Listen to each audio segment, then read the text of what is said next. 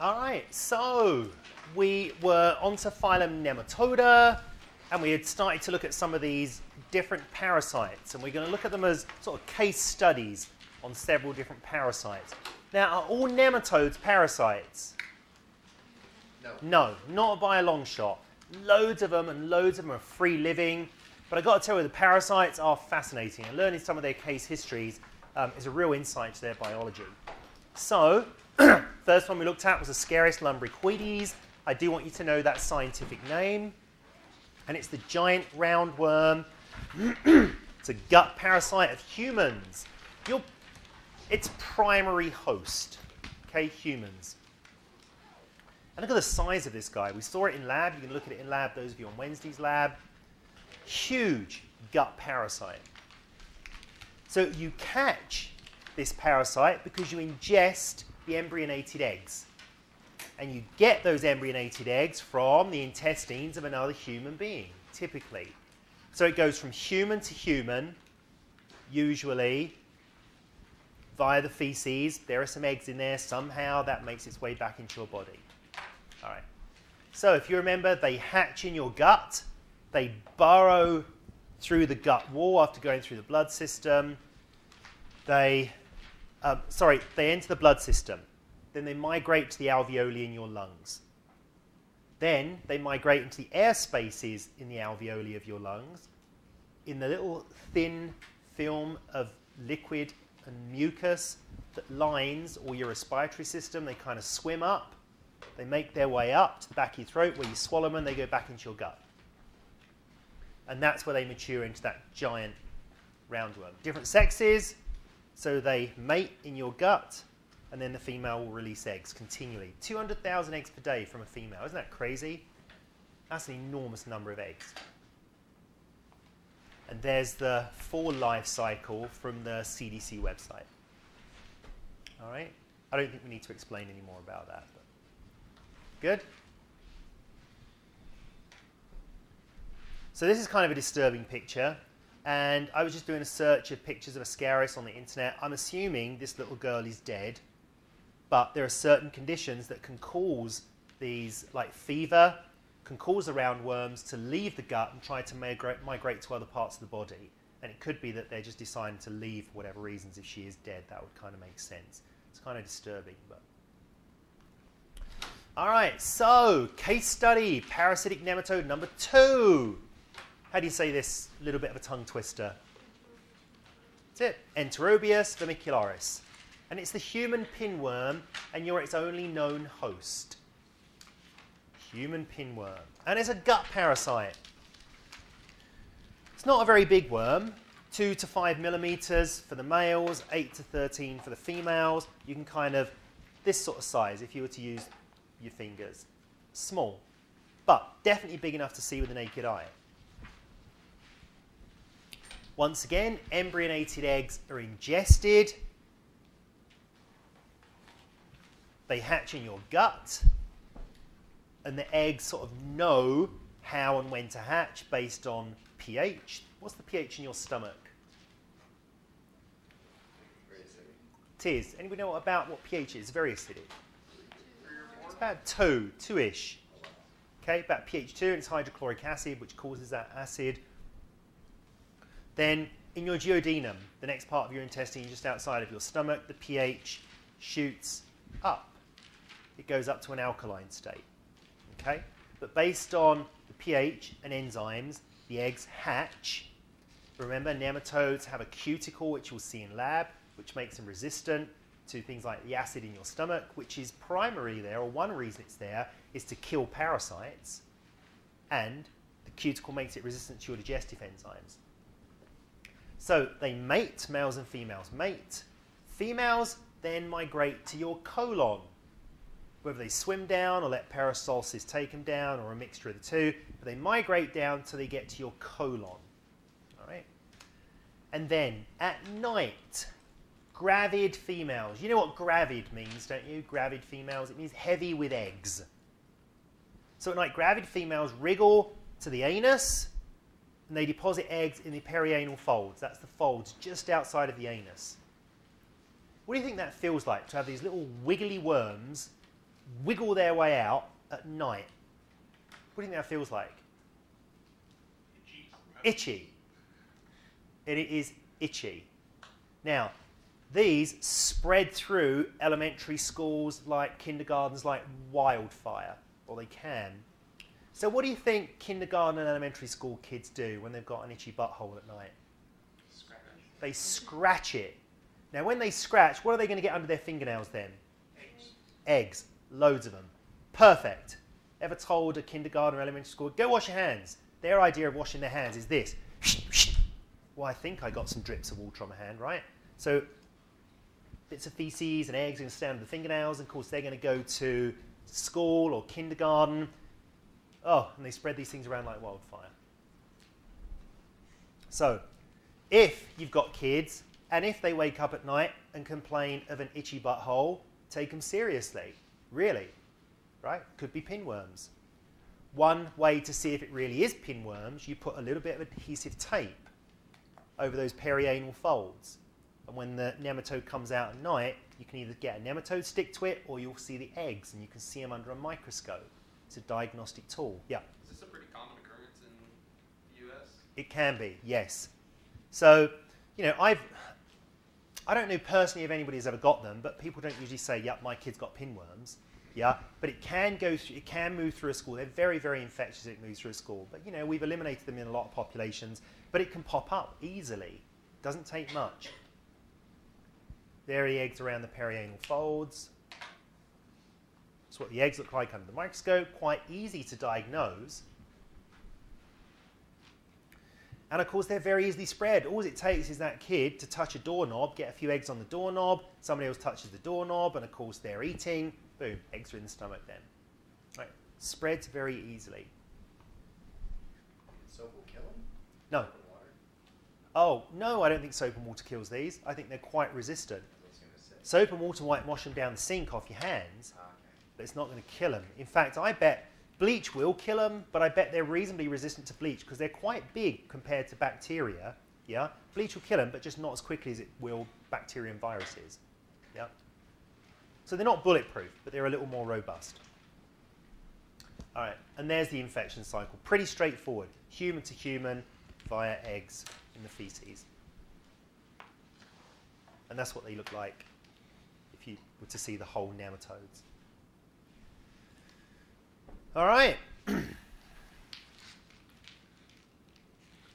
Parasitic nematode, number 3.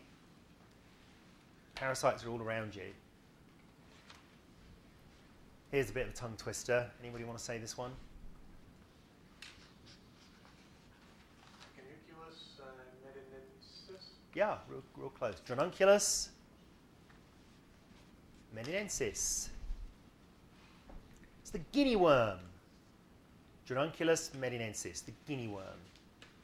Except for Ascaris lumbricoides, it's awesome if you can remember the scientific names. That one I do want you to know. The other ones, they're a bit of a tongue twister. If you remember them, that's awesome, and if you don't, I won't hold you to it. Okay? Common names, I think you can remember those a little more easily. This is the guinea worm. And it's a human parasite, another one that infects you. The males are very small, just a few millimeters, but look how long that female is. How long is that? Show me your hands. How much is 70 to 120 centimeters? Show me your arms, hands, fingers. Keep going. Show me. Yeah. So that's about 70 centimeters. There's about 1.20 meters. They're long. Thin, though. Now, they have an intermediate host, unlike the other two we looked at. And their intermediate host is a copepod. Now, a copepod, you can see them just with the naked eye, depending on what kind of copepod you're looking at, but they're very, very, very tiny. They really, especially in the small larval stages, they form part of the zooplankton. All right, just see them with the naked eye, but you can definitely see them under the microscope. Once they get bigger, you can definitely see them. Maybe they're a few millimeters big. All right. So they're a freshwater copepods and marine copepods, but the intermediate host for the guinea worm is a freshwater copepod. And the copepods themselves kind of look a bit like oftentimes they sort of look a little bit like that, and there'll be some tails, and sometimes they might have one eye, and sometimes they might have two. Okay, they kind of look a bit like that, copepods.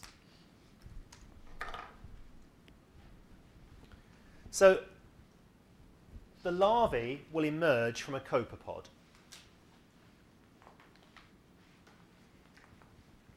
Oh, how do you get the copepod inside your body? Yeah, it's in the water you might drink. Right? So the copepod's got to make, an infected copepod has to make its way into your body, and it might be present in infected water you might drink. Now you might say, well, hold on a minute, I'm going to know if there's a copepod in the water I'm drinking, right? Don't you think you'd know that? But you've got to realise that in many, many, many developing countries, they don't have a faucet to turn on, and they don't, you know, notice every little speck floating in the water. In fact, I was in, where was it? It was Tanzania on Lake Turkana. And we were with these guys going out on a little like fishing trip, and they had a dugout, and they were swimming, they were just paddling like this. And to get a drink, they just got a cup, whooshed it down into the lake, and knocked it back. That's it. They didn't look at it at all. So it'd be very easy to drink a copepod in that situation, wouldn't it? Okay. So you drink the copepod, obviously you kill the copepod in your digestive system, the larvae emerge, then they burrow through your gut wall. Oh, I was about to dance. You don't want to see that. They'll burrow through your gut wall. They'll mate and mature in your abdominal cavity. Okay? Separate sexes, remember. And then the female migrates to some of your subcutaneous tissue, basically between the skin and muscle somewhere on your body, but typically in your legs. And then she'll form a blister. And that's where she will discharge larvae. And those larvae, of course, swim off into the water, and they go to infect a copepod. So let's think about this for a moment. You've got a little blister on your foot, and that female is what, maybe a metre long, subcutaneously. So she's from your foot all the way maybe up to here on your leg. Doesn't that sound crazy? Cool. So here's a couple of pictures showing what it looks like. Oh, I don't know why I've got so many of those. So here's the life cycle from the CDC website again, just as I described. But look at that. So there's a blister on the guy's foot, scratched it, and there you can see the white worm. And they're quite tough nematodes. You've got to be careful, but you can wind these on a pencil or a piece of wood, and you can pull them out. Hopefully they don't break. If it breaks, the animal dies, and maybe you get infected. Yeah? Is it really painful to have those removed? Honestly, I don't know, but I wouldn't think so. I really wouldn't. I don't think it would be painful at all, actually. That blister site might be painful. Yeah, but you're just, I mean, I don't even know if you'd feel it, like, be pulled out from, you know, just below your skin in between your muscle. If it's anchored somewhere, I bet it's painful, but I bet it's not. Don't know. Just imagine, I'm an obsessive picker. I love picking things. If I saw a blister like that, I'd want to squeeze it, and if I saw something, I'd pull it. I was on a bus once in Kenya, and I had a blister forming on my toe, and I watched it form for a couple of weeks. And it just got slowly bigger, and I just thought, all right, it's time to see what's inside it. So I was on this bus, I took my knife, and I just nicked the end of it, squeezed it, and a load of junk come out, but it was insect parts. So it was a little larva was forming, a little insect larva was forming in there. It was kind of cool. It was satisfying to squeeze it out. All right, so look at that one. And there's a little blister in the worm that can come out. Crazy. All right, parasitic nematode number 4. Another little bit of a mouthful. Anybody want to take a stab at this one? Yep, Ch33 Nematodes. Yep, probably named after someone called Bancroft, I would imagine. Now this forms lymphatic filariasis. And it's got another interesting life cycle. Its common name is elephantiasis because it can lodge itself in different parts of your lymphatic system, and it can cause swelling in different parts of your body. But if it causes swelling in your legs, for example, then it literally looks like an elephant leg. It can. So the adults then hang out in your lymphatic system. Now you've all heard of your blood system, yeah, but you've got another system of vessels in your body which carry lymphatic fluid. So a lot of fluid leaves your blood. A lot of liquid leaves your blood, and it goes out and it forms the interstitial fluid around cells and in tissues, but that has to then make its way back into the blood. That fluid drains into your lymphatic system, and it drains then back into the blood vessels close to the heart. So you've got a system of lymphatic vessels which carries fluid, essentially, not cells, all right? Not blood. There are white blood cells in blood. Yeah, there are some cells in there. It doesn't look like your blood. It looks a little bit like urine, all right? It does. Or plasma. Yeah. So, look at the size difference. 90 millimeters for the females and 40 millimeters for the male. But they're extremely thin. How much does 90 millimeters look like? Show me with your fingers. 90 millimeters. About that much. About 90 millimeters. 9 centimeters. Okay, about that much. But they're extremely thin. Look at that. 0.3 of a millimeter and 0.1 of a millimeter. That's 100 microns and 300 microns thick. Extremely thin. So quite long, but very, very thin. And they've got to be thin to live in those lymphatic vessels. You don't want us to show you 0.3 and 0.1 millimeter? About that much. Yeah, you can show me if you want. Okay. So the adults then that reside in your lymphatic system, they release these microfilaria. And that's just a stage in the nematode life cycle. Now they are sheathed and small, about 250 microns. It's about 1/4 of a millimeter. And they release them, and they end up in the blood and lymphatic system, these tiny little microfilaria, 1/4 of a millimeter. Now, if you're infected and you've got the microfilaria in your blood, then and a mosquito bites you, a mosquito doesn't really suck blood. It lets your blood pressure push it in to the tubes, and it doesn't even really have a tube as a mouth part. It kind of does, but it pushes it in. So it pushes your blood pressure, pushes blood into the mosquito, and with it, presumably, some microfilaria if you're infected. Okay?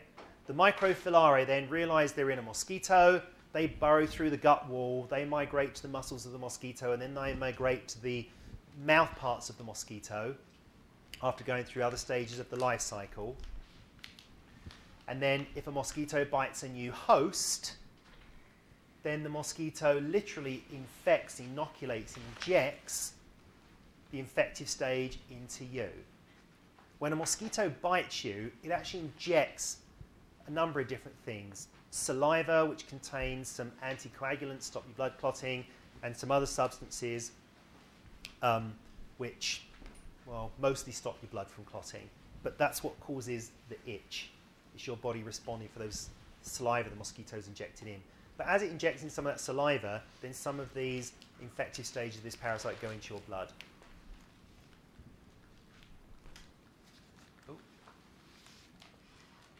So this shows some of the parts of the world that are infected with elephantiasis. As you can see, it's mostly Africa, some parts of Southeast Asia, India, and then these little isolated parts of South America.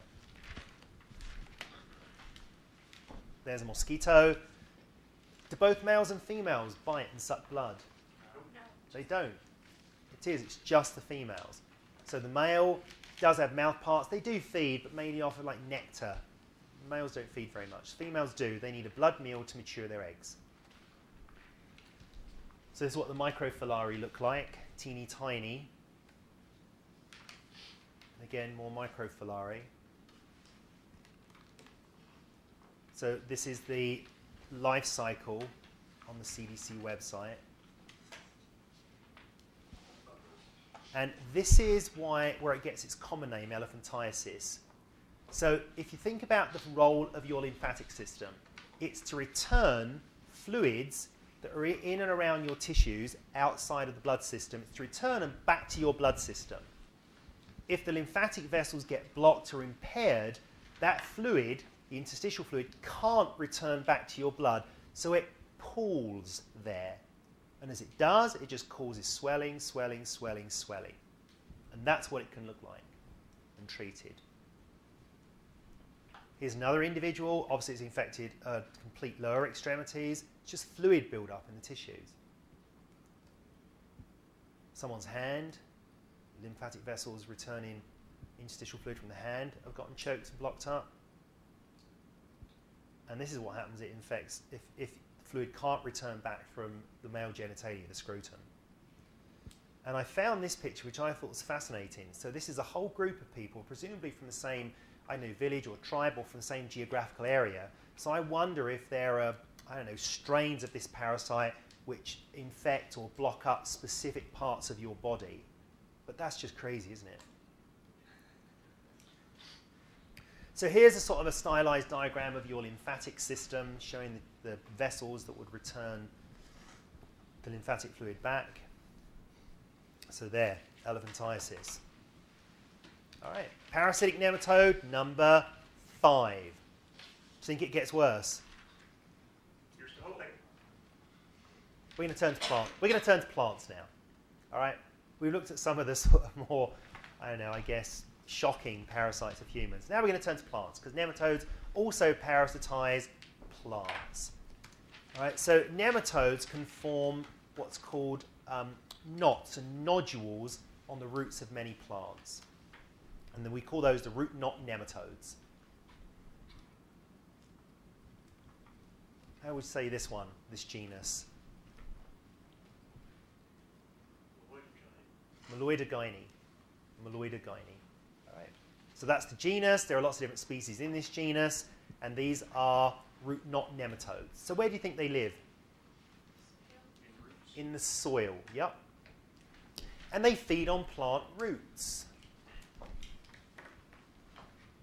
And the plant responds to that damage from the nematodes by forming galls or knots on the root. And it's a defense response by the plant, typically. What the plant tries to do, it notices that damage and it makes cells reproduce in that damage area, and those newly grown cells usually have thickened and toughened cell walls. Yep. Is that why you'll find knots in trees? So the knots in the trees can have a variety of different, I guess, causes. Fungi can do it, but viruses are a cause, a big like knots on trees. Okay. And for plants, it reduces the root capacity. They'll often feed sometimes on the small, finer roots, damages those small, fine roots, reduces the surface area for water and nutrient uptake, and it reduces their root capacity. In fact, you can have plants growing in an area where they have plenty of water and nutrients, but the above ground symptoms are a bit like they're in a drought. They're not getting enough water because the roots have been impaired.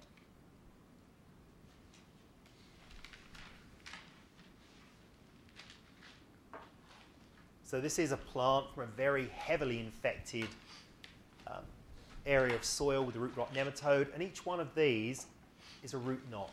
Every one of these little balls. Normal plant roots don't look like that. There are some symbiotic associations. Certain plants can form with bacteria in the roots, and they form little balls or nodules. Mostly plants related to peas in the pea family form these rhizobium associations, forming root nodules, but this isn't it. Here's some carrots. There's a normal carrot on the left, different stages of infection, quite deformed. If you saw that in the grocery store, you're probably not going to choose it, are you? Nope. So if you're a farmer that has a lot of root rot nematodes, not good. So here's a scanning, a colorized scanning electron micrograph of one of those nematodes. You can obviously the nematode, you see the plant material, and you can see this one is actually sort of burrowed its head in to feed on those plant cells. What is it going to use to bust into the plant cells and break the plant cells up? Do you remember?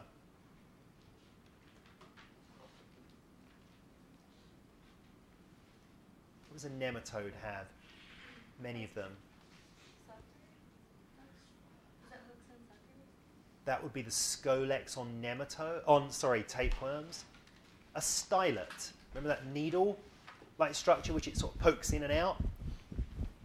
So it disrupts the cells and sort of just sucks in the juices.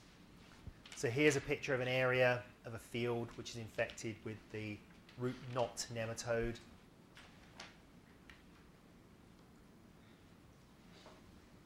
All right. So some of these soil nematodes then, and there are lots of nematodes in soil. In fact, there really are a ton. There's a lot of free-living ones that are not parasitic. And in fact, it's hard to do in Arizona soils, but if you live in another part of the country where the soil is a bit more black in colour, you can take a little piece of hamburger meat the size of a walnut, just bury it a couple of inches down in the soil, come back a few days later, and you'll have nematodes in it. It's a way that we can get nematodes to show you in class, for example. So there are a lot of nematodes that live in the soil. Some of them are parasites on plants, but some of them also have their foes living in the soil. So here are some nematodes that might live in the soil, and maybe they're root rot nematodes, or there are other root pathogens in the soil. So here's a fungus which feeds on nematode worms. Doesn't it seem crazy, a fungus that feeds on nematode worms? How's a fungus going to catch a nematode worm? They can't run, they don't have legs, they don't have eyes, right? There's no real sense organs at all to know that that's a nematode. But here's the way it works. So you've got these nematode-trapping fungi that live in the soil, and nematodes grow as these filaments called hyphae, all right? And they form these rings or these loops. And they form loads of them in the soil, and they just leave them there as traps. And they want the nematode to come swimming through the trap. But of course, the fungus has got to know that a nematode has wiggled and swum through that hole, doesn't it? How on earth does it do that? Has anyone got any idea how the fungus would know that it's a nematode and not any of the many other organisms that live in the soil that could poke through? Yeah. There is some sort of chemical recognition process. So, if you remember back to 181, do you remember the cell surface is covered in different molecules? There are lots of carbohydrates attached to proteins, and the carbohydrates have lots and lots of different shapes. Based on the shapes of those carbohydrate chains, cells can sort of make a profile that identifies either that species or that individual or that group. So, on the surface of the nematode, there are chemicals. On the surface of those fungal cells, there are chemicals that are able to recognize each other. Okay? In fact, one group of chemicals are called lectins, and lectins are cell surface proteins which bind to carbohydrates. And it's that process which acts in recognition, but also adherence. Once that nematode swum through, the fungus has got to keep it there, and it does so with literally a chemical glue. So the nematode swims through the hole. Unique recognition process tells the fungus it's a nematode worm, and then it causes the fungus to rapidly uptake water. And when it rapidly uptakes water, these cells blow up like balloons, and boom, it's trapped the fungus. The nematode can't escape. Got it. There's also that lectin binding, which helps keep them there. So there's a picture of the nematode trapped by the fungus. And then the fungus very rapidly starts digesting and growing inside the worm and breaking it down as its food source. Gotcha. It's what it might look like under the light microscope. And you can see this under the light microscope. See that little untriggered ring? We put the fungus on a microscope slide or on the surface of a petri dish, agar, and then we add nematodes, maybe C. elegans. As soon as the nematode swims in, boom, gotcha. And you can see it happen under the microscope. It's cool. Very cool. And cell-to-cell recognition plays an important role. Yep. Does the fungus release any kind of chemicals to draw it in, or is it just happens to go in there? I have no idea. I bet it's not even known. Because you're right, that would be a more targeted way for the nematode to swim through it rather than just chance alone. But I don't know the answer to that question. It's a good question. So not all of these nematode trapping fungi trap with these loops or hoops or circles. Some of them have these little sticky knobs, which are sometimes called lethal lollipops. And they stick and only stick to nematodes. Again, lectins have a role. All right, so nematodes don't have it all their own way. They've got these fungal parasites that live in the soil. Now, citrus growers in Arizona have a problem with root nematodes, parasitic nematodes on the roots. And so they specifically can inoculate the soil with these nematode-trapping fungi, and it's a biocontrol agent. Because those kind of nematodes are difficult to control chemically, and the chemicals you use are nasty. All right, so what are the diagnostic characteristics of phylum Nematoda? Let's go over the body plan ones first.